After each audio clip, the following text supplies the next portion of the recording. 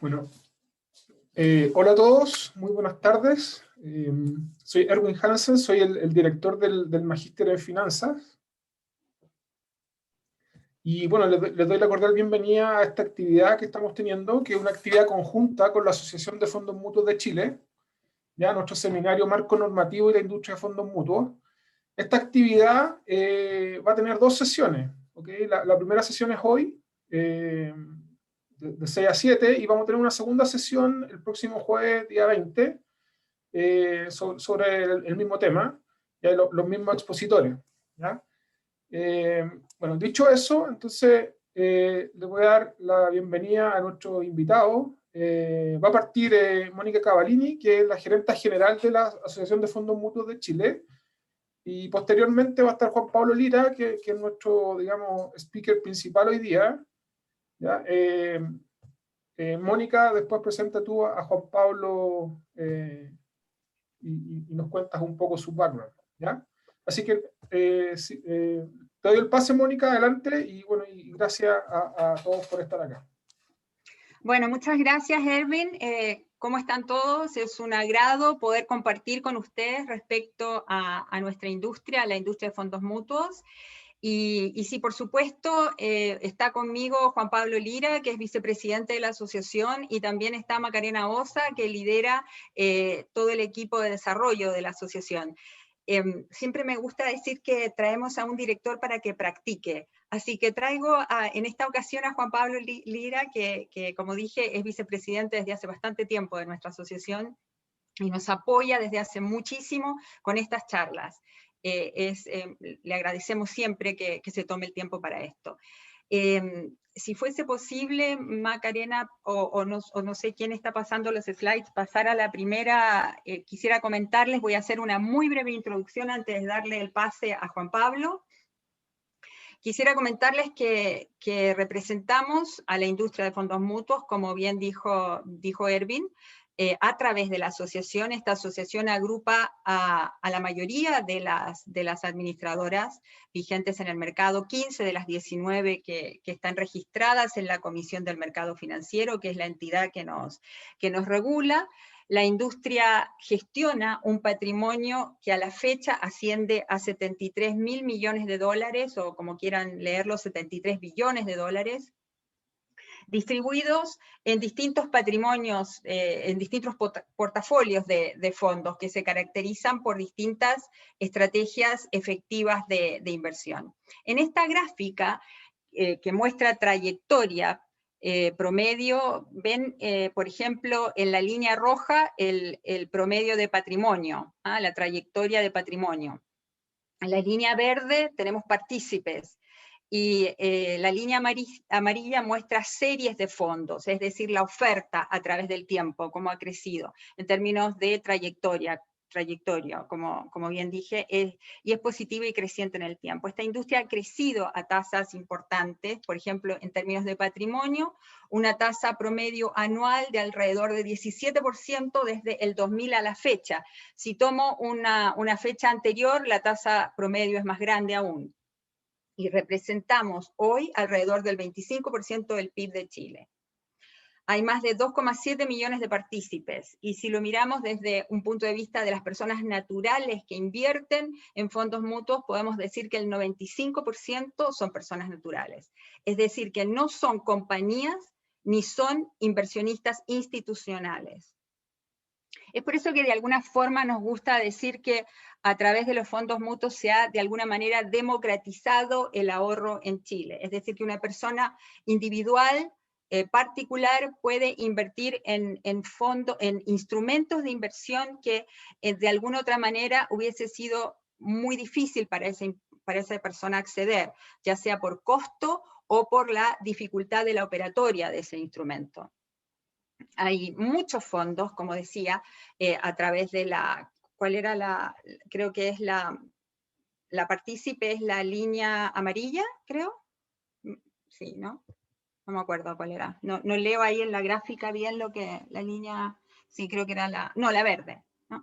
2.800 series de fondos. Esa es la oferta que tiene la industria, y con características bastante distintas y que son súper importantes de entender cuáles son esas diferencias entre unas y otras, en términos de que responden a distintos perfiles, a distintos horizontes, tienen distintos beneficios, tienen distintos riesgos, y es crucial, es muy importante entender estas diferencias para luego compatibilizar cuando hay una elección, ¿cierto? En términos de decisiones, ¿no? Y no tomar decisiones en base a lo que nos dice un amigo, un conocido, o cómo le fue a alguien más. Como dije, representamos a la Asociación de Fondos Mutuos, que agrupa el 99% de las AGFs o de las administradoras que están en el mercado, a instituciones bancarias y no bancarias, por supuesto de distinto tamaño. Es una industria altamente competitiva y desconcentrada, se promueven las buenas prácticas y la regulación y autorregulación es muy exigente, más allá de la mandatoria. De esto se va a hablar hoy y en la próxima charla, como dijo Ervin, así que le doy el pase de esta forma a Juan Pablo, que hay unos cuantos slides para que después podamos conversar al respecto. Bueno, gracias Mónica. Lo primero agradecer a la FEN, que siempre está muy disponible a tocar estos temas, que para nosotros siempre es importante entregarlos. Yo creo que son temas interesantes y que yo creo que como conscientemente relevantes porque ustedes conozcan. Agradecerle a Erwin que siempre nos da este espacio. Y bueno, la hora no es fácil, así que vamos a tratar de que no se nos duerman. Y esta charla, esta primera charla, la idea es comentarle un poco qué son los fondos mutuos, qué es la regulación, la autorregulación, sus beneficios, y un poco pasar por encima, y digo por encima porque la verdad es que es muy profundo, cuáles son las leyes que los regulan. Y comentar también que esto es algo tremendamente dinámico que permanentemente está en permanente cambio, a pesar de la dificultad que siempre son los cambios de leyes. Si quiere avanza, por favor. ¿Qué es lo que es un fondo mutuo? Un fondo mutuo es un patrimonio integrado con aportes de partícipes para ser invertido en diversos instrumentos que permiten rescates permanentes que se pagan en un plazo máximo de 10 días. Déjame por favor lo anterior. Aquí yo quiero contarle un poco una anécdota y donde uno se empieza a llevar las primeras sorpresas. Yo lo primero contarles que, bueno, no les conté, yo llevo en la industria más de 28 años, llevo 24 años metido en este negocio de los fondos mutuos. Trabajo en una administradora. Tengo 6 cargas. ¿Ya?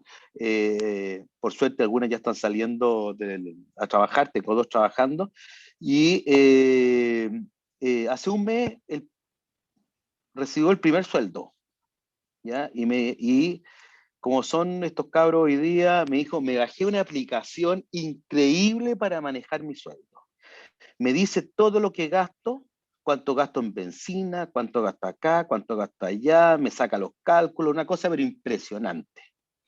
Y lo ahorro, y le dije, ya, pero entonces tenéis claro, sí, y quiero meter plata en fondos mutuos. Me dice, sí, ya, meter plata en fondos mutuos, yo te van a llamar el cuento. Pero empezaron las preguntas. Oye, ¿qué es lo que es partícipe? Porque le preguntaba al cuento. Partícipe es el aportante, es la persona en definitiva que va a aportar en un fondo mutuo. Oye, me decía, ¿y cómo funciona esto? ¿Cómo funciona el tema del rescate? ¿Cuánto es? Se puso a leer el tema, sale que son 10 días, el cuento. Efectivamente, el reglamento, hoy día la ley establece que son 10 días, pero hasta 10 días. ¿Ya? Normalmente el estándar de los fondos mutuos se mueven entre que los pagos son entre 24 horas y prácticamente 72. Te diría que el estándar, en general, los fondos se pagan en 24 horas, algunos en 48 y muy poco en 72. ¿Ya? Y también diferenciar los fondos de inversión, que también es importante señalarlo, que son aquellos que se pagan en más de 10 días, fondos de inversión rescatables, entre 11 días y 180, y los fondos de inversión no rescatables, que son los que se pagan posterior a 180 días. Avanza nomás, por favor. Entonces, ¿cuáles son las características? ¿Ya? ¿Y cuáles son un poco lo que destaca el fondo mutuo? Primero, que son aportes de diversos partícipes, de diversos aportantes, de diversas personas que ingresan estos dineros, ¿ya? Y aquí también venían las dudas. Oye, yo pongo plata, pero ¿qué es lo que tengo? Yo tengo plata, me decía, yo voy a tener plata. No, le decía yo, tú no vas a tener plata, tú tienes cuotas. Pero ¿qué es lo que son las cuotas? ¿Cómo una cuota? No, tú compras una cuota que tiene un valor.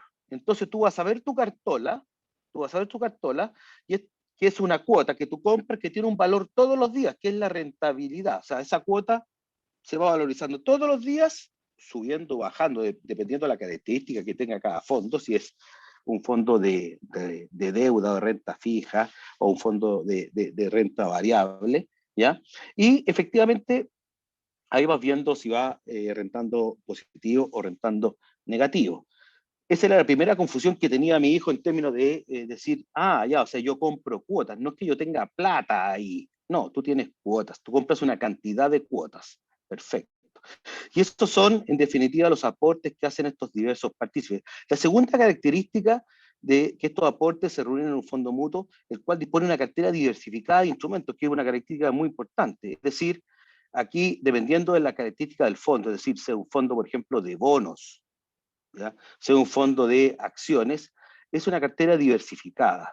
Va a estar, por ejemplo, con una cantidad importante de bonos de distintas compañías, una cantidad, por ejemplo, si es un fondo que sigue el IPSA, va a tener las acciones del IPSA diversificadas, y eso hace una característica importante porque para uno poder construir esa cartera individualmente se hace muy complejo y caro. Permite también acceder a distintos mercados a nivel mundial, a distintos sectores económicos, a distintas monedas, lo cual no sería posible invertir individualmente. Hoy día llegar probablemente al mercado chino, llegar a un mercado europeo, a un mercado asiático en general, claramente requiere tener un monto de recursos importante, ¿ya? Si uno quiere invertir, o si uno quiere que le tenga un costo bajo también. Y a través de un fondo mutuo eso se hace bastante más simple, bastante más fácil, bastante más sencillo. Paralelamente a eso también uno tiene que tener un apoyo, alguien que le explique, alguien que de alguna manera pueda tener ese asesoramiento también, que le entregue esa comunicación al respecto. Adicionalmente a eso, detrás de todo esto hay un equipo de profesionales que permanentemente están buscando las oportunidades, ¿ya? Y están viendo cómo se están comportando los mercados. Ustedes han visto últimamente cómo los mercados, la volatilidad que hay. Ayer, si ustedes pueden haber visto, salió la inflación en Estados Unidos y salió sorprendentemente alta, ¿ya? Lo que significó que las tasas del bono del tesoro subieran en forma importante, lo que implicó también que las tasas a nivel local también subieran en forma importante, ¿ya? Y que los mercados a nivel internacional cayeran en forma significativa. Esas son todas noticias que están siguiendo y monitoreando estos profesionales, y están analizando para ver qué decisiones toman, ¿ya? Cosas que uno probablemente está muy lejano de tener conciencia o de tener acceso, o muchas veces de tener conocimiento las tiene con bastante posterioridad, ¿ya? Por lo tanto, es muy importante este equipo, cómo está tomando decisiones detrás de esto para tener el mejor performance respecto a los niveles de retorno de cada uno de estos fondos. Y por último, que yo creo que también es muy importante, sobre todo hoy día, es una industria altamente regulada. Los fondos deben cumplir con un estricto marco normativo que permite de alguna manera transmitir un alto nivel de confianza respecto de que esta estructura es regulada y se enmarca dentro de una forma de hacer las cosas bien estructuradas. Aquí nadie hace lo que quiere a la pinta de uno, ¿ya? Y eso da una tranquilidad y una confianza a quienes están invirtiendo en este tipo de instrumentos. Después vamos a ver cómo esa regulación de alguna manera está a través de diferentes normas y leyes. Quisiera hacer un alcance aquí, por favor. Quiero solamente hacer énfasis en este punto que cuando hablamos de un portafolio, de un fondo mutuo, es importante recalcar que cada fondo mutuo se tiene que atener a su estrategia efectiva de inversión. Es decir, que si un fondo mutuo se vende para invertir en instrumentos de Europa Central, ¿no es cierto?, no puede moverse fuera de ese ámbito, digamos. ¿Ah? Por mucho que cambien las variables y que si se vendió para eso, por muy mal que le vaya a Europa Central, no se puede salir de eso. ¿Me logro hacer entender? ¿Ah? O sea que por eso es que es tan importante que cuando uno va a elegir un fondo mutuo, entienda, comprenda, se haga asesorar bien dónde está invirtiendo. Cada fondo mutuo tiene una estrategia efectiva de inversión y se vende de acuerdo a esa estrategia efectiva de inversión. Y luego no puede salirse de ese marco y hacer lo que quiera. Eso quería aclarar. Bueno, lo que dice Mónica es muy importante. De hecho, hay dentro de la norma, el nombre del fondo también te rige y te dice que a lo menos ese nombre tiene que estar, el 60% de lo que dice el nombre tiene que estar invertido. Si yo digo que me llamo Fondo Estados Unidos, a lo menos el 60% de los activos tienen que estar invertidos en Estados Unidos. Eso por norma. Pero es el reglamento interno, que es el que regula de alguna manera este fondo, y el objetivo de inversión, donde efectivamente yo regulo esas inversiones. Y ahí está la definición que decía efectivamente Mónica. Avancemos. Bueno, vamos al tema 2, que es un poco la regulación y la autorregulación y cuáles son sus beneficios. Como decía anteriormente, desde el punto de vista de la regulación, hay un estricto marco normativo y también este marco normativo es monitoreado permanentemente por la hoy día Comisión de Mercados Financieros. Yo lo vivo diariamente, yo recibo todos los días a lo menos 2 o 3 correos electrónicos que me preguntan diferentes situaciones que les tengo que responder respecto de qué está pasando en mi fondo respecto a situaciones que están pasando en el mercado, respecto de rescates, respecto de niveles de rentabilidad, etcétera, porque me están monitoreando permanentemente. Lo cual, de alguna manera, puede sonar para mí engorroso, tedioso, con una carga operativa, pero de alguna manera también le da una tranquilidad importante también a los aportantes respecto de cómo está encima el regulador. ¿Tiene implicancias positivas? Sin duda que tiene implicancias positivas. A veces puede ser que se les pase un poco la mano, pero bueno, es parte de las reglas del juego. Avancemos. Como decía, hay aspectos positivos de la regulación, de esta regulación.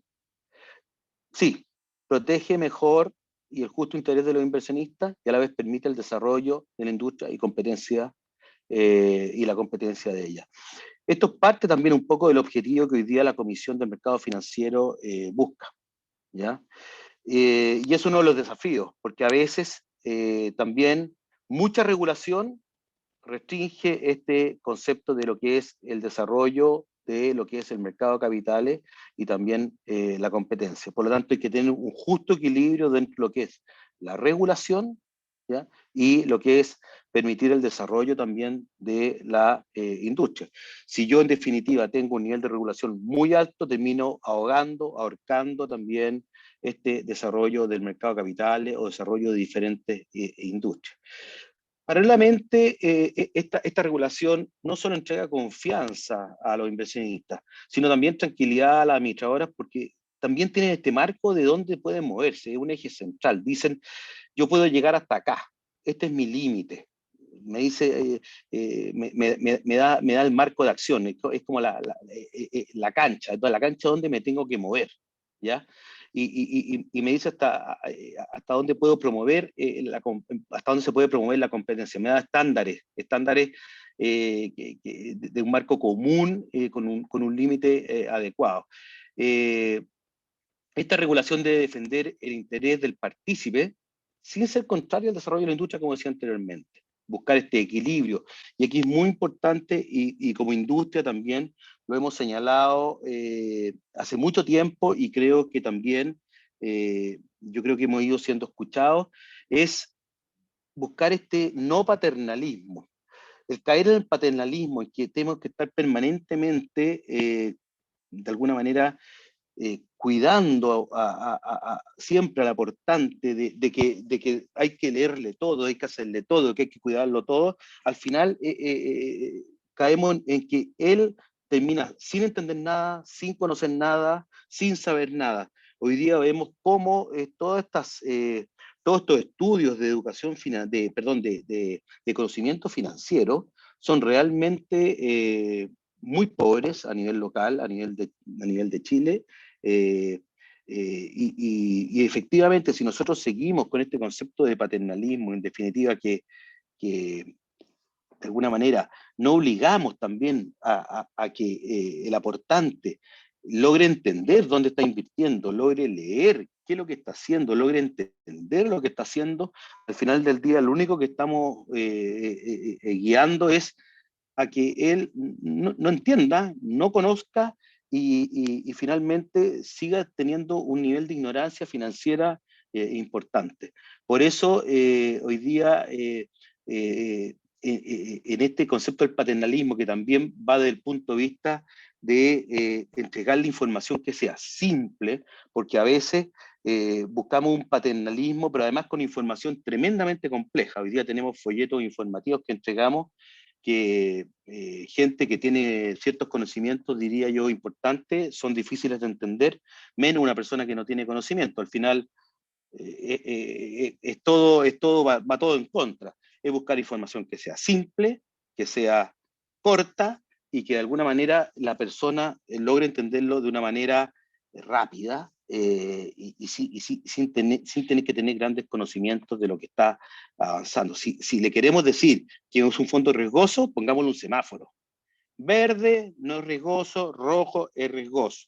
Y no le pongamos un tema estadístico con desviaciones estándar y cuestiones, porque en definitiva no va a entender nada. Yo diría que ahí hay un tema importante. ¿Ya? Y a su vez también no hacernos nosotros también responsables de las decisiones de los clientes, que eso es un poco también en este concepto del paternalismo. ¿Mm? Vamos, Inés. Otros beneficios de una buena regulación, ¿ya? Que van en línea con esto, es primero la liquidez, como decía anteriormente. Esta regulación que está establecida hoy día entrega esta liquidez hasta 10 días. En general, como decía anteriormente, casi todos los fondos se pagan en 24 horas, algunos de ellos a 48, dependiendo. ¿Por qué a 48? Porque los instrumentos subyacentes que tienen los fondos se venden a 48, por ejemplo, los fondos de renta variable, las acciones se pagan en 48 horas, por lo tanto, yo también pago 48 horas, es para tener una consistencia. Si yo pagase 24, tendría un déficit, o sea, yo tendría que pagar antes de que me pagaran a mí y no tengo la plata. ¿Y por qué a 72? Porque normalmente en el mercado internacional se paga T más 3, como dicen. Entonces, también pago 72. Pero en el mercado de instrumentos de renta fija o de bonos, en esos casos es a T más 1 o a un día, por lo tanto se paga a 24 horas. Eso es muy importante. Segundo, respecto de la transparencia, hoy día toda la regulación permite entregar una serie de reportes de información diaria. Mucho de estos también está todo en la página web de la CMF. También la Asociación de Fondos Mutuos tiene una página web donde entrega mucha información al respecto y permite entregar con mucha transparencia.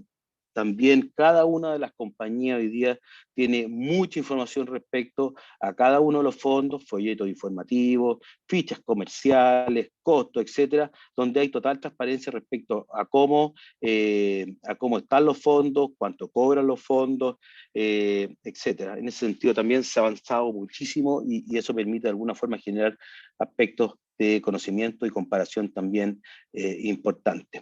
Respecto al control, También la norma ha establecido temas importantes respecto de control interno. Cómo tiene que llevarse el control interno de una compañía, cuáles son los niveles de riesgo, cómo tiene que llevarse este tema del riesgo operacional, del control interno, cómo tienen que ser informados al directorio trimestral y semestralmente cada uno de los diferentes temas relevantes que hoy día tiene cada una de los aspectos relevantes de la compañía. Y también el tema de seguridad, hoy día el principio de inembargabilidad, los dineros, instrumentos y bienes que en conformidad a la ley mantengan las administradoras por cuenta de los fondos que ellos administran son inembargables para todos los efectos legales, salvo que se trate de obligaciones propias del fondo. O sea, si el fondo toma algún tipo de obligación, y así está establecido en el reglamento interno, sin duda que tendrá que responder también por dicha obligación. En caso de los fondos mutuos, normalmente esto no se produce, si en fondos más sofisticados, en el caso de los fondos de inversión, que probablemente puede ser más común. Inés. Autorregulación. Este es un tema que a la Mónica la apasiona, ¿ya? Y creo que ella ha sido gran precursora del tema de autorregulación a nivel de la industria, ¿ya? Yo creo que también me atrevería a decir que esta asociación ha sido bastante líder en el tema de lo que es autorregulación. Una autorregulación óptima, la idea es proporcionar una flexibilidad suficiente para autorregularse. O sea, si efectivamente tenemos una regulación que es tremendamente rígida, al final tampoco te permite autorregularte. Que tenga con reglas que busquen una equidad, una eficiencia, una transparencia y también una protección al inversionista. La regulación también tiene un valor intrínseco en términos de que si la industria tiene un rol en este desarrollo de las reglas, las normas que rigen la conducta, es probable que ellas también sean más efectivas. Las prácticas de mercado son conocidas por quienes las desarrollan y saben sus debilidades. O sea, claramente nosotros que estamos en la industria conocemos mucho más que el regulador. Normalmente, y ha pasado probablemente hoy en día, diría que es un caso un poquito más especial, pero normalmente pasa muchas veces que los reguladores son gente mucho más técnica, gente que de alguna manera ha sido, la palabra no quiero ser peyorativo, pero ha sido más de escritorio y ha estado menos en la cancha, ¿ya? A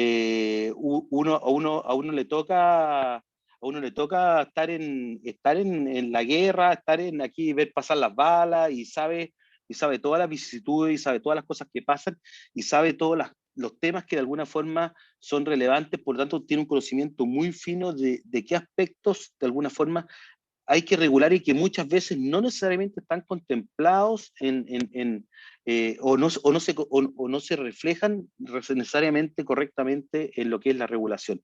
Y ahí es donde hay espacios para autorregularse, ¿ya? O de repente no están bien regulados o necesariamente están mal regulados. Y ahí es donde nosotros tenemos, Mónica, que ustedes la ven aquí muy bien, muy tranquila, pero cuando se sienta en la mesa, ahí en el centro con la CMF, saca las garras y pelea, dice, esto está malo, déjennos autorregularnos porque lo que ustedes están haciendo nos están limitando una serie de situaciones y nosotros lo podemos hacer mucho mejor de lo que ustedes lo hacen. Y ahí es donde de alguna forma nosotros hemos ido avanzando y creemos que hemos avanzando bastante bien.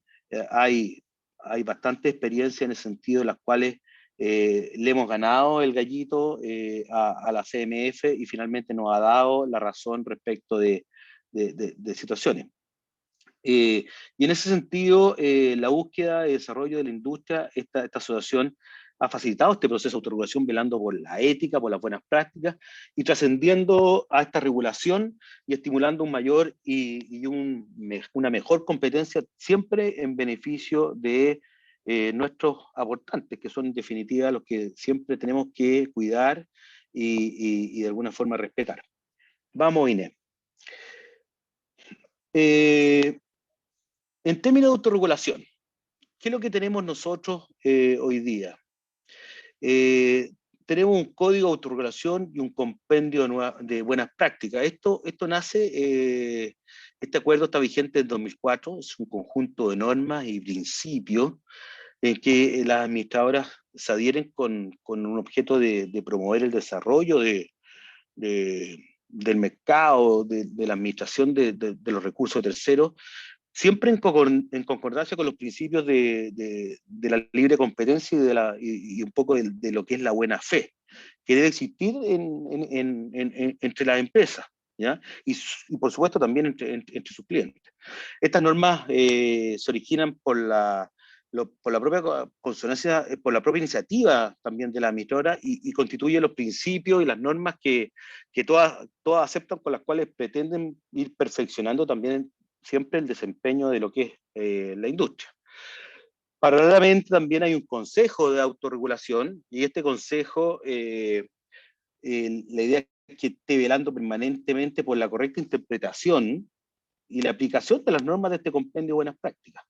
En el ejercicio de su función, tiene que promover la aplicación de este principio de la buena fe en todas las decisiones que adopte. Los integrantes, que es muy importante, son siempre independientes de la industria y dentro de las atribuciones que tiene, sancionar a través de amonestaciones y también puede llegar hasta multas a las administradoras. Son fallos sancionatorios que se publican en el sitio web y también se informan al regulador, ¿ya? Otro tema de autorregulación es el sistema de precios. Este se implementó en el 2006, antes de que naciera IFRS. Era la idea o el objetivo de este sistema único de precios, es que de alguna forma toda la industria adhiriera a tener un precio único respecto del mismo instrumento, y que no cada administradora definiera cuál era la valorización o el mejor valor de ese instrumento. Cuando nace IFRS, que de alguna manera, dentro de los principios que tiene, es que cada uno podía definir cuál era el fair value o el valor correcto de ese instrumento, ¿ya? Y así lo estableció la CMF. Nosotros seguimos con este concepto de el sistema de precios, ¿ya? Y con eso seguimos de alguna manera, a pesar de que teníamos y seguimos teniendo la posibilidad de poder salirnos de este sistema de precios y definir cuál es el valor más correcto que uno puede interpretar de un instrumento. Sin embargo, este sistema de precios también tiene la capacidad de que si uno ve que un instrumento no es el adecuado que está entregando este sistema de precios, dice, por ejemplo, a ver, hay un bono que el sistema de precios entregó y ese valor o ese precio, esa tasa, el portfolio manager dice, ¿sabes qué? Está malo porque efectivamente tomó una transacción que no correspondía, esa administradora puede excepcionar ese precio, ¿ya? Pero esa excepción tiene que ser pública para todos los asociados, ¿ya? De esa manera todos sabemos que esa administradora lo excepcionó. Hay un conocimiento total, ¿ya? Y al saberlo uno se da cuenta perfectamente si esa excepción tiene asidero o no tiene asidero.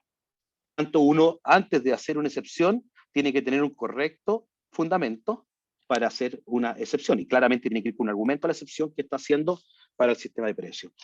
Esto es muy importante porque en definitiva hace que de alguna manera no hayan aspectos diferenciadores desde el punto de vista de la estrategia de inversión, del tema de valorización y focos diferenciadores en la estrategia de inversión, ¿ya? Ha sido, yo creo, estos bien destacados no han pedido de otros países también cómo funciona nuestro sistema de precios. Yo creo que hemos sido un ejemplo a nivel regional respecto a nuestro sistema de precios. No solamente el sistema de precios, yo creo que bastantes cosas más, somos bastante líderes a nivel regional respecto a temas. Respecto a la publicación de las rentabilidades también. Aquí tenemos una autorregulación respecto a que aquí ninguna administradora puede hacer una publicidad antojadiza respecto a elegir el periodo que ella quiera, que le convenga.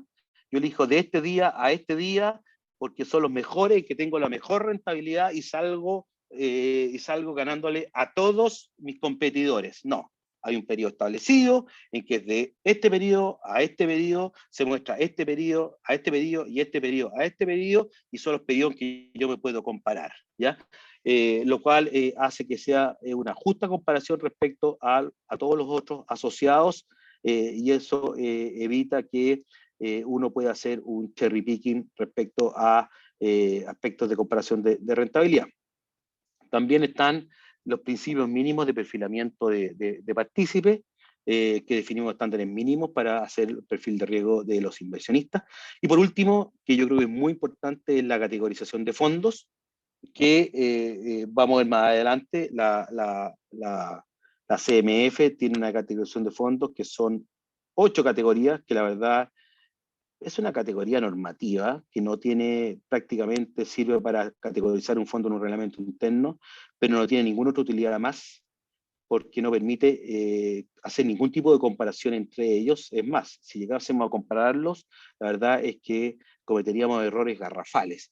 Hoy día la asociación tiene prácticamente, corrígeme Mónica o Maca, 33, 34 categorías, que de alguna forma lo que permite es efectivamente hacer una comparación entre los diferentes fondos, y en ese sentido efectivamente comparar estrategias efectivas de inversión entre dichos fondos, y no estar comparando peras con manzanas, para ser bien claro, ¿ya? Y eso le da una tranquilidad y una transparencia también de cara a los diferentes inversionistas. Esto también es utilizado.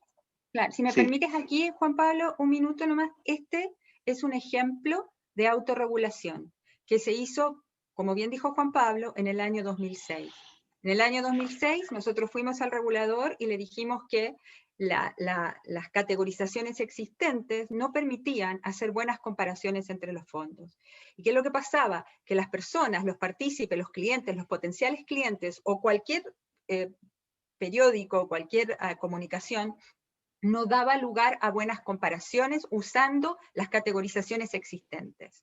Entonces lo que se hizo fue desmenuzar y asegurar que los fondos empezaran a categorizar de acuerdo a sus estrategias efectivas de inversión, lo más semejantes posibles. Entonces se iban agrupando de acuerdo a eso. Entonces se iban poniendo todas las estrategias que eran, no sé, Europa del Este, Europa o Sudamérica, todas esas, y aún más, o sea, países emergentes, Europa desarrollado, Europa emergente, no sé. Entonces, de esa forma íbamos logrando agrupar con mayor semejanza estrategias más parecidas y poder comparar mejor la trayectoria que iba viviendo ese instrumento a lo largo de su horizonte, de su inversión, digamos, de su vida. Y las personas, al elegir un instrumento de inversión, podían, si miraban el pasado, tener una referencia, y para mirar el futuro y para visualizar a futuro, podían asegurar, entender cuáles eran las proyecciones para ese grupo de inversiones. Entonces, por eso es que es tan importante que la categorización de fondos sea cada vez más acuciosa. Y esa categorización es dinámica en el tiempo, va a ir creciendo a medida que nuestro mercado de capitales y que nuestra industria se vaya robusteciendo cada vez más. Entonces va a ir, nuestra categorización de fondos también va a ir optimizándose. Ahí también me gustaría complementar. ¿Puedo complementar algo? Que de la mano con la categorización de fondos hay algo muy importante que va de la mano con lo que dice Mónica, que es que se creó como un indicador de desempeño ajustado por riesgo. Entonces, para que también los inversionistas al momento de comparar fondos tuvieran como una mejor base para poder contrastar el resultado de los distintos instrumentos y en un universo adecuado, ¿ya? Y que puedan distinguir que pueden llegar al mismo resultado, sin embargo, la trayectoria para llegar a ese resultado puede haber sido muy disímil. Entonces, eso también se hizo junto a la categorización. Son todos ejemplos de cómo se va un paso más allá de lo que, Okay. de lo que está regulado. ¿Mm? Perdona, Juan Pablo, continúa. Gracias. Perfecto. No, mira, vamos a ir más rápido porque parece que uno se va entusiasmando y va hablando demasiado. Mira, dale, Inés. Aquí un poco, esto lo que aquí les quiero, aquí eran 38 categorías. La CMF tiene 8 categorías, ¿ya? Y hay una categoría que es fantástica, que se llama libre inversión, ¿ya? Es cualquier cosa, ¿ya? Entonces, libre inversión es libre inversión. Entonces, ¿cómo tú comparas algo que es libre inversión? Es todo lo que no se enmarca dentro de una categoría es libre inversión. Entonces, los invito, esto está en las 578, 1578, ustedes pueden meterse a la CMF, pueden anotar 1578, pueden revisarla ahí, es muy entretenida, pero es un poco lo que les decía antes, más que nada lo que sirve fundamentalmente para definir. Esta también aquí establece una categoría para inversionistas calificados, donde establece qué es lo que es un inversionista calificado. Hay una serie de características desde lo que son los inversionistas institucionales hasta aquel que de alguna forma tiene conocimientos afines a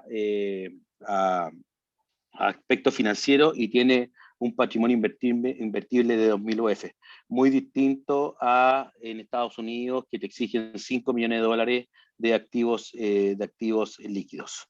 Esa es la diferencia en el inversionista calificado chileno versus al inversionista calificado americano. Avanza, Inés. Vamos un poco a las leyes que regulan los cuerpos legales que regulan los fondos. Son bastantes cuerpos legales. De hecho, en la siguiente lámina vemos que el cuerpo legal madre, en definitiva, es la 18.045, que es la ley de mercado de valores. Esta regula, es la que regula y establece las normas para el mercado de valores chileno, ¿ya? Contempla los fundamentos en que se basa el funcionamiento de este mercado, y la ley ya refería a la sociedad anónima, administradoras de fondos de terceros, que son los fondos mutuos, fondos de inversión, fondos de pensiones y otros, y sobre el depósito y custodia de valores, ¿ya? En general es bien profunda y también establece mucha información. También está la ley de sociedad anónima, ¿ya? Está la unidad de análisis financiero, que ustedes probablemente han escuchado mucho respecto, que es la que ve todo el tema de lavado de activos. Está muy activa, a nosotros nos hace trabajar muchísimo en ese sentido. El requerimiento de información que nosotros tenemos que hoy día pedirle a nuestros diferentes clientes es inmensa. Está la 20.556, que establece las medidas para impulsar la productividad. Está el famoso decreto 3.500, tan valopendiado, que es el sistema de pensiones, que se ha paseado por tanto tiempo hoy día en las salas del Congreso, que esperamos que luego pueda modificarse para que finalmente puedan mejorar las pensiones. El decreto fuerza ley número 3, que es la Ley General de Bancos, ¿ya? La ley 21.121, que es la que modifica la norma sobre corrupción y otros delitos. Esta crea, crea nuevos tipos penales y amplía la responsabilidad de las personas jurídicas. Esta crea un delito que es bien complejo, que es la administración desleal, que de alguna manera, si yo administro en forma irresponsable la cartera de un cliente, ese cliente me puede demandar por administración desleal, no solo a mí, sino también a la persona jurídica, ¿ya? También es un tema bien complejo, salió no hace mucho tiempo, hasta el 2018. También regula aspectos de lavado de activos y aspectos relacionados con corrupción y temas de conflictos de interés. Y está la ley de la renta, que también nos pega de forma significativa. Sin embargo, también está, vamos a ir más adelante, que es la ley única de fondos, que es como quien dice nuestro cuerpo madre respecto de los fondos.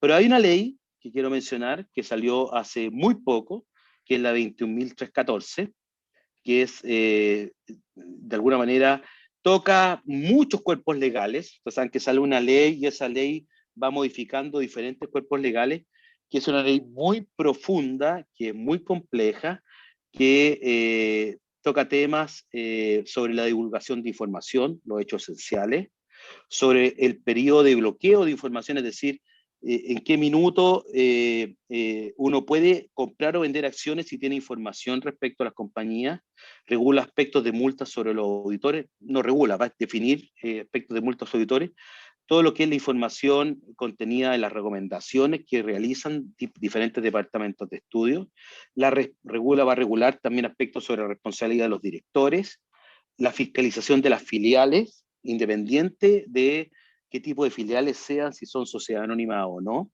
la elección de los directores de filiales, todo lo que es la regulación de la asesoría de la asesoría de inversión. También establece respecto de las multas, que van hoy día, antes llegaban hasta 15.000, ahora pueden llegar hasta 100.000 UFs.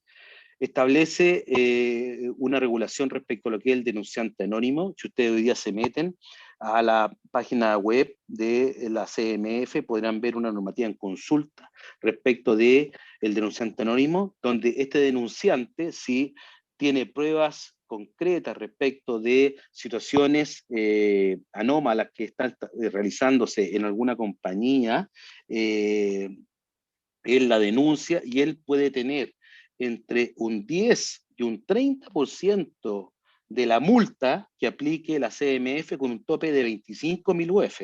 Esto va a ser muy fuerte y probablemente nos vamos a encontrar con muchos denunciantes anónimos de aquí en adelante que van a transmitir situaciones anómalas.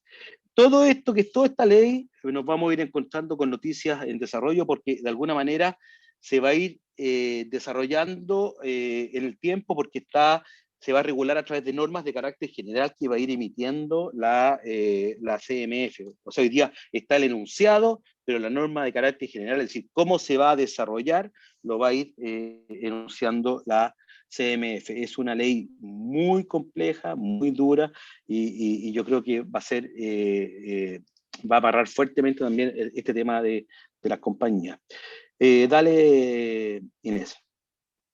Después, reformas que han favorecido el desarrollo del negocio. Aquí tenemos fundamentalmente 4 grandes reformas. MK1 entregó bastante más flexibilidad al mercado de capitales, entregó mayor información a los partícipes, elimina el impuesto de ganancia de capital, cosa que hoy día está en discusión respecto a esta exención, flexibiliza el tema del ahorro previsional voluntario. MK2 incorpora un mayor nivel de competencia al mercado de capitales, mejora el tema de traspaso entre los fondos mutuos respecto de lo que es el tema tributario, es decir, si yo traspaso de un fondo a otro fondo, no tributo hasta que efectivamente haga efectivo el rescate y llegue a mi cuenta corriente. Equipara las condiciones de APB respecto de otras instituciones que tenían también este tipo de productos, y también establece la inembargabilidad de los fondos. MK3 también genera agilidad entre operaciones, establece nuevos productos como los ETF y amplía los incentivos al ahorro. Y la LUF, que esta es la que nos regula actualmente, regula todos los cuerpos legales que habían antes respecto a lo que son los fondos mutuos, fondos de inversión extranjera, fondos de inversión privados, probablemente también habían otros tipos de fondos ni me acuerdo, pero todo lo que deja en un solo cuerpo legal les da mayor flexibilidad en términos de que deja todo más más que, como decía anteriormente, que todo se regula mucho más a través de normas de carácter general y no estructurado a través de la ley, lo que hace que no haya que ir a cambiar la ley para mejorar o cambiar ciertos aspectos, y porque hoy día cambiar un párrafo de una ley, créanme que yo diría que, Mónica, corrígeme tú, pero puede ser entre 4 y 5 años. De todas maneras, este fue un Sí, que te tremendo resulta. avance. Esto fue Claro. un tremendo avance. Esto fue un Ya. tremendo avance, permitió que a través de normativa se pudieran optimizar un montón de temas. O sea, nosotros se equivocaron en se equivocaron en un proyecto de ley y se demoraron 4, o sea, todavía no lo corrigen porque la miscelánea supone que tiene que salir, no sale nunca, y al final llevamos 5 años en este tema, y así nos pasamos conociendo a todos los ministros de Hacienda, a todos los subsecretarios de Hacienda, a los coordinadores de mercado de capitales, y etcétera. Bueno, esto es la realidad. Avanza, Inés. Con la ley 21.000 se crea la Comisión de Mercado Financiero. Avanza nomás. Esta comisión, lo destacable es que tiene una armonización del esquema de regulación, una mirada integral del sistema, es un cuerpo colegiado, ya no es una sola persona como había antes. El presidente es designado por el presidente de la República, los otros comisionados, si bien la designación, o sea, él propone y el Congreso es el que aprueba. La última vez él propuso a dos personas, sin embargo el Congreso antes no dijo que no, pero dijo, ¿sabes qué? Sería bueno que una persona fuera una mujer, porque salió una mujer, y ahí fue donde entró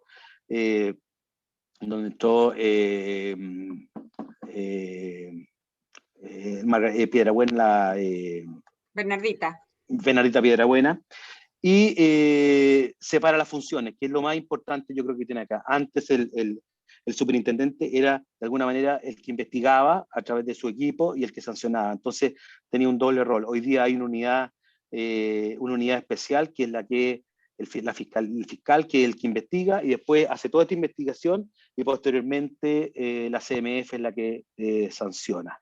Yo creo que eso es lo más relevante que hoy día, porque respecto de los aspectos de autorregulación que había también en esta ley no resultó, y hoy día cada una de las entidades fiscalizadas decidieron ir por la autorregulación en forma individual. Avanza nomás. Juan Pablo, ¿Sí? yo creo que hay un montón de preguntas, no sé si vamos a alcanzar a contestarlas. Perfecto. ¿Ah? Si quieres vamos por las preguntas. No sé qué dices, Erwin. No sé, Juan Pablo, ¿tú tenías pensado más o menos dónde parar? ¿Te faltan algunos? Mira, lo otro es normativa, es mucha normativa que yo creo que uno la puede mencionar, pero en general era prácticamente eso, la que venía, okay. Que son aspectos esos que están ahí, son respecto de los reglamentos internos que están regulados, la clasificación de fondos que ya lo vimos. Lo digo porque a través de las preguntas se puede ir dando, claro, se pueden ir contestando y dando un poco más de información. Prácticamente esa te diría que era la última. Lo único te diría yo que dejar como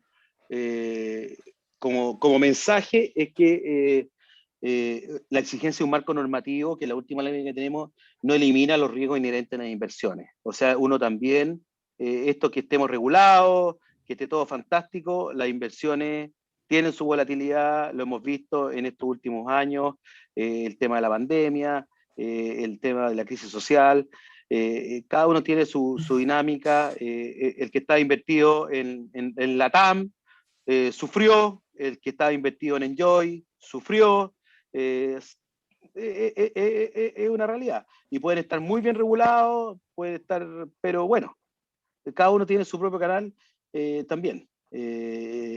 No necesariamente uno implica que porque estén bien regulados, esto va a andar todo en miel sobre hojuelas. También hay riesgos asociados al negocio de las inversiones. Por eso siempre hay que estar bien asesorado, bien informado, y por asesores que siempre estén en el ámbito de la regulación también. Veamos qué preguntas tienen por ahí y veamos. Mónica, mira las preguntas. Elige un par de preguntas. Que las voy mencionando yo y ustedes van eligiendo quién responde. ¿Cuál contestamos y cuál no? Claro. Está regulado. Nos preguntan, la primera pregunta que nos llegó es respecto a los costos. ¿Ya? Nos preguntan, podemos mezclar aquí dos preguntas. ¿Cómo ganan las AGFs con los fondos? ¿Ya? Y además, ¿cuáles son como los niveles de costos que hay en comparación con otras alternativas? Por ejemplo, con acciones. A ver, primero los fondos, ¿cómo ganan? Hoy día, efectivamente, el fondo tiene un concepto que es la remuneración. Eso se cobra diariamente, ¿ya? Que es un porcentaje sobre el patrimonio administrado, se cobra diariamente y está descontado ya del valor cuota. Cuando uno ve la rentabilidad del fondo, eso ya está descontado. A diferencia, y por favor no lo tomen como una crítica ni nada, porque no es así, a diferencia de la AFP, cuando uno ve la cartola de la AFP, uno le muestran en la cartola de la AFP y después viene el descuento, ¿ya? Aquí uno ve y ya el descuento ya viene hecho, ¿ya? Solamente para eso. Y respecto a las diferencias vienen por dos niveles, diría yo. Uno, por complejidad del inversionista y otro por complejidad también del fondo, ¿ya? Hay fondos que son más simples y hay fondos que son más complejos, ¿ya? Y hay otros también que son también por temas de liquidez, ¿ya? Por ejemplo, los fondos money market en general son mucho más baratos, ¿ya? Que los fondos que no son money market, ¿ya? Hay series que son probablemente para inversionistas retail, que tienen un costo más alto respecto a los inversionistas institucionales que le exigen un nivel de monto de inversión más alto. O sea, a un inversionista institucional probablemente le exigen un monto de inversión de $1 millón mínimo, y a ese le cobran un nivel de remuneración más bajo versus al que no tiene monto de inversión mínimo. O, paralelamente, al que le dicen tienes que quedarte a lo menos un año versus al que le dicen tú puedes rescatar en 24 horas. Ahí se van generando las diferencias en términos de remuneración. Claro, déjame añadir que, ahora, por ejemplo, una gestión más activa de parte de la administradora también implica un costo mayor o una remuneración mayor. Por ejemplo, si un portafolio va a seguir un índice que no requiere mayor gestión, obviamente la remuneración o el costo que va a tener es mucho más bajo que si estamos hablando de un portafolio que requiere un seguimiento y una gestión muchísimo más activa. Entonces, de eso también depende la remuneración. La gestión tiene mucho que ver.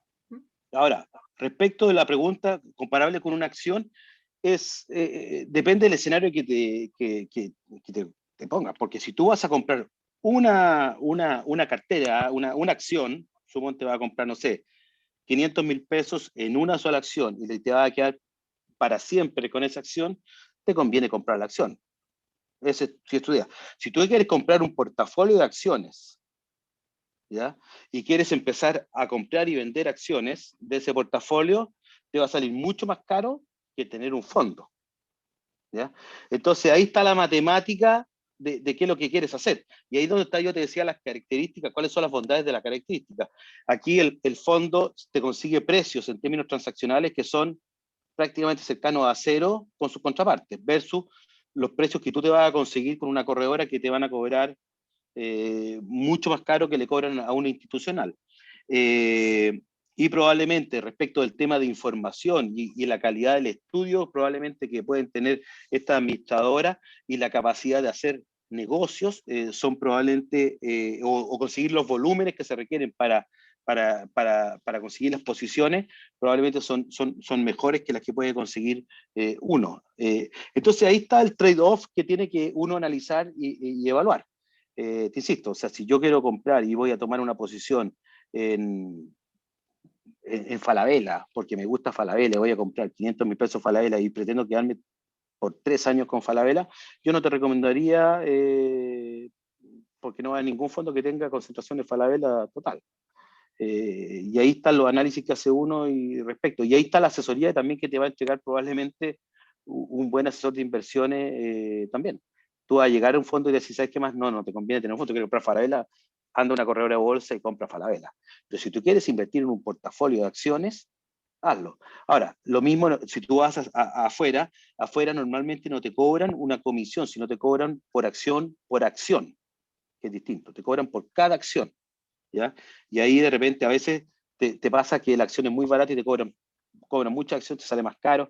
Ahí, como te digo, hay que ir analizando y viendo, y esos son aspectos que uno tiene que estar a veces más informado, y por eso los expertos a veces son buenos consejeros en ese sentido. Por otro lado, hay que mirar la competencia que existe en la industria de fondos mutuos. Como decíamos antes, hay 2.800 series de fondos.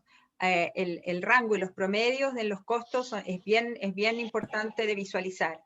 Hay una gran desconcentración y hay una gran competencia. Entonces, no es muy justo hablar de un costo o de una... Hay que mirar, hay que hacer la tarea. Juan Pablo, nos preguntan... Sí. Perdón, para avanzar con otra pregunta. Nos preguntan también, como respecto a los fondos, cómo se alinea la categorización con el perfil de riesgo y preferencias de los inversionistas, y también quieren saber si es que los fondos nacen con una vida limitada, ¿ya? O sea, si tienen fecha de término. Mira, a ver, hay una categoría que nace con vida limitada, que son los fondos estructurados, garantizados, que hoy día, dadas las condiciones es una estructura más engorrosa, que probablemente no sé si vale la pena explicar, pero eso es con opciones, que tú compras opciones y tiene una fecha determinada, y tiene una fecha límite, que el fondo se termina en esa fecha, ¿ya? La otra cosa que un fondo puede terminar es que llegue un minuto en que el fondo simplemente, el patrimonio sea muy pequeño y uno defina liquidar el fondo o fusionar un fondo, ¿ya? Pero eso no es que tenga una fecha definida de término, ojo, ¿ya? Eso por el lado de la fecha. Respecto al perfil, dentro del proceso que uno, cuando tiene el contacto con el cliente, o cuando uno invierte a través de la página web, a uno le requiere hacer un perfil del inversionista, y la recomendación es que esa inversión tenga consistencia con ese perfil, ¿ya? Eso se llama lo que es el suitability, que estaba, como decía Mónica, estaba ahí incorporado en esa presentación que venía. O sea, es decir, que existe una consistencia entre el nivel de riesgo que yo quiero tomar, o mi perfil de riesgo, y el nivel de riesgo que quiero tomar, ¿ya? Que es muy importante, ¿ya? ¿Por qué? Porque en definitiva, si yo voy a invertir en Brasil, por ejemplo, en acciones, yo en la empresa mía tiene un fondo de acciones de baja capitalización en Brasil, que tiene una volatilidad horrorosa, a veces renta menos 14 y a veces renta más 15. Entonces hay que tener estómago para estar ahí, ¿ya? Eso requiere que sea un inversionista con un perfil de riesgo muy agresivo, con un conocimiento muy alto, y advertirle, oye, entonces, si el cliente no tiene esa advertencia, ese conocimiento importante y ese perfil, claramente vamos a tener un problema y vamos a tener un reclamo posterior, ¿ya? Y por eso es muy importante ese tipo de advertencia, ese nivel de conocimiento, ese nivel de conversación también con el cliente. Por lo tanto, esa consistencia entre el perfil y dónde está invirtiendo es clave. Es clave. Y hoy día ese proceso, en lo que es la adquisición del producto, se hace permanentemente hoy día con los asesores, y también normalmente en la página web se hace el perfil de riesgo y se le entrega la recomendación de cuál sería su mejor portafolio para invertir. Si él no quiere tomar esa decisión, se le dice, bueno, usted está tomando por riesgo y cuenta suyo, no está tomando la recomendación nuestra. Otra pregunta, Acá. perdón. Más o menos por tema de tiempo, hagamos unas 2 o 3 preguntas más, pero que Juan Pablo las conteste más o menos. Ya, y las puedes mezclar, perfecto. Una, Juan Pablo, que tiene que ver con la norma de autorregulación que se dio antes de IFRS. Nos preguntan respecto a las diferencias de valorización que hay entre la industria de fondos mutuos y la industria de fondos de pensiones, específicamente el por qué ellos usan 2 valorizadores por norma, ¿ya? Otra pregunta interesante que nos han hecho en varias oportunidades es respecto como a la clasificación de las series de fondos, ¿ya? O sea, por qué no existe un estándar, ¿ya? Como una categoría de series. Y hay varias preguntas. ¿Cómo saber, esta es interesante, cómo saber que el resultado del desempeño de un fondo no es por suerte, sino que por un buen trabajo de gestión de la GF detrás? Bueno, partamos por lo último. Yo creo que la palabra, y va a ser lo corto, es la palabra clave, es la consistencia. Si tú ves que en el tiempo la rentabilidad es consistente, eso no es suerte. Cuando tú ves que hay serruchos, eso puede ser suerte. ¿Ya? Primero. Respecto al tema de las series, efectivamente no hay un criterio común en la industria. Somos muy creativos, demasiado creativos. Hay letras distintas, montos distintos, plazos distintos, y te diría yo que hace difícil efectivamente la comparación. ¿Hay posibilidades de hacer comparaciones? Sí, pero no es simple y no es fácil, y yo creo que ese es un desafío que probablemente algún día vamos a tener que tomar y tratar de buscar ese nivel de comparación. ¿Es una manzana o una pelota, Maca? Alguien tiene hambre al lado y me trajo una manzana. Manzana. Lo tercero, respecto efectivamente, las AFPs tienen por norma 2 valorizaciones. Nosotros ocupamos una sola. La verdad es que nosotros sentimos que con una sola valorización no tenemos problema. Hemos trabajado siempre con una sola valorización.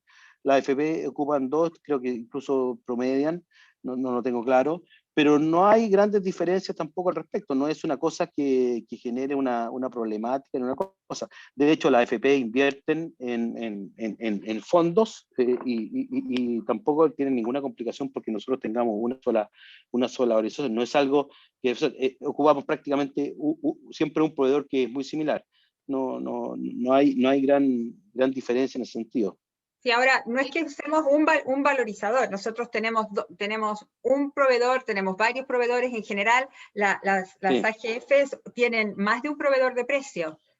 No, claro. Uno u otro, pueden ocupar el que quieran. Lo que pasa es que como modelo, el Risk America ha resultado ser el modelo que en términos de robustez, no sé, ha sido más consistente, pero además es un modelo que se nosotros estamos mirando claro, todos los precios nosotros.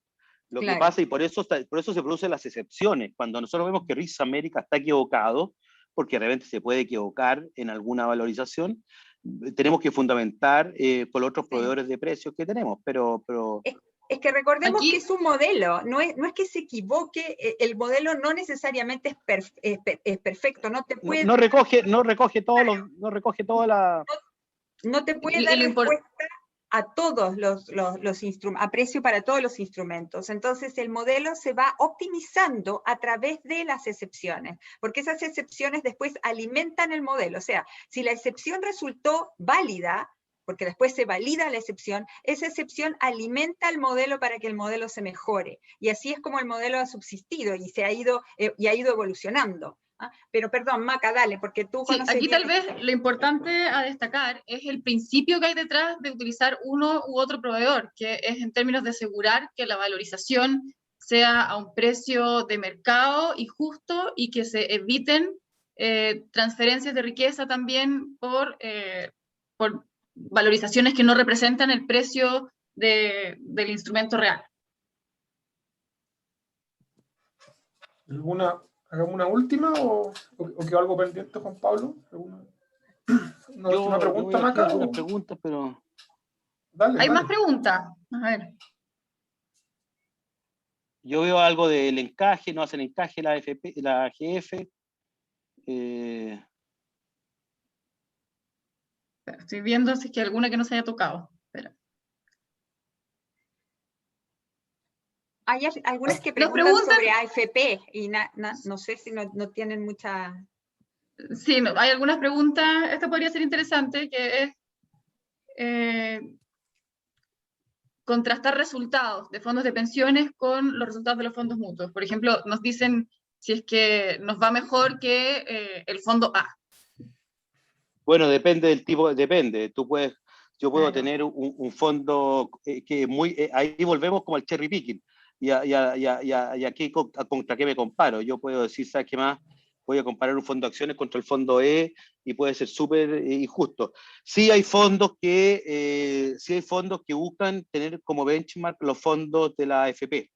Las AFP son muy buenos en gestión, hacen muy bien la pega. La verdad es que cuesta ganarle, le ganamos. Hay varios fondos que sí les ganamos, pero también hacen bien la pega. Y sí hay fondos que de alguna manera tienen incluso el nombre y que se comparan y les va bastante bien. Supuesto, pero la verdad hay que revisar bien las carteras, claro. Hay que entender bien qué es lo que hay detrás, porque vuelvo a decir, hay que ser bien justo que sean comparables. Yo creo que eso es lo más importante, porque hay que comparar peras con peras y manzanas con manzanas. Hay fondos mutuos En el caso de nosotros, en el caso de nosotros buscamos no una comparación con la AFP, pero en el caso de nosotros tenemos fondos que son de target ball, es decir, con objetivos de volatilidad que buscan de alguna forma tratar de ganarle a los fondos de la AFP. Y hay dos fondos que le ganamos, otros dos que no le ganamos, y competimos contra ellos, pero no nos comparamos, no nos queremos, no los tenemos como benchmark, porque son distintos tipos de fondos. Yo digo, yo le gano... Pero Juan Pablo, por favor, sé específico que cuando dices tenemos dos, estás hablando de una GF en particular, porque de los 2.800 fondos que hay, hay muchos fondos que le ganan a las AFP. O sea, estamos... No, por eso digo, pero hay muchísimos fondos que ganan, muchos que no, y muchos que no le ganan. O sea, no, por supuesto. Por eso lo dije antes. Hay fondos que muchos que le ganan, otros que no. Pero hay que ser bien preciso en ver efectivamente cuál es la cartera, porque, claro, hay que ver cuál es el porcentaje de renta variable que están teniendo en ese minuto, porque uno puede llamarse un fondo A y tener el 100% de renta variable y la AFP tiene el 80%. Entonces, claro, hay que ser. Ahora, como digo, yo creo que los dos, el expertise y el profesionalismo está en los dos, se hacen excelente gestión, hay un muy buen trabajo y en ambos yo creo que se puede tener excelente. La diferencia que tiene hoy día el mundo de los fondos respecto a los fondos de pensiones es que la diversificación o la cantidad de alternativas que tienen hoy día los fondos es infinitamente mayor a la que tienen los fondos de pensiones. O sea, yo encuentro hoy día, si yo veo que Asia es el actor que veo que va a ser más atractivo o que va a ser el motor por los próximos años, dado la debilidad del dólar, sí lo puedo encontrar en los fondos, no en los multifondos. Eso sí lo puedo ver. Oye, bueno, vamos cerrando por la hora. Bueno, aprovecho de darle las gracias a Juan Pablo, a Macarena, a Mónica, a la asociación por la presentación. Les recuerdo a todos que vamos a tener una segunda parte de esta charla que va a ser el próximo jueves, ¿ya? 20 a las 6 de la tarde también. Así que dejarlo a todos cordialmente invitados. No sé si Juan Pablo quiere decir algo para el cierre, Mónica. No, agradecerle la paciencia. Espero que no se hayan dormido mucho. La próxima entiendo que es más de tributación. No sé si pues tendremos algo de tributación porque a lo mejor ya no hay mucho con todo el tema de las exenciones. Vamos a tratar de ver si tocamos algunos temas de las potenciales exenciones que afectan hoy día a la industria. Así que espero que puedan participar y ahí podemos comentar algunos aspectos interesantes que se están tratando hoy día que están tan presentes en la discusión. Mónica. No, muchísimas gracias. Veo que hay muchas preguntas. De repente tenemos que dar más espacio a las preguntas. Entonces vamos a coordinar eso para la próxima. Sí, y nos disculpamos de antemano con las preguntas que quedaron ahí sin responder, pero estamos un poco limitados en el tiempo. La dejamos para la próxima. La dejamos para la próxima sesión. Totalmente. Ya, súper. Ya, bueno, Muchas gracias a todos por y nos vemos por todo, próximo. la Que esté muy audiencia. bien. Muy bien. Chao, chao. Adiós, gracias.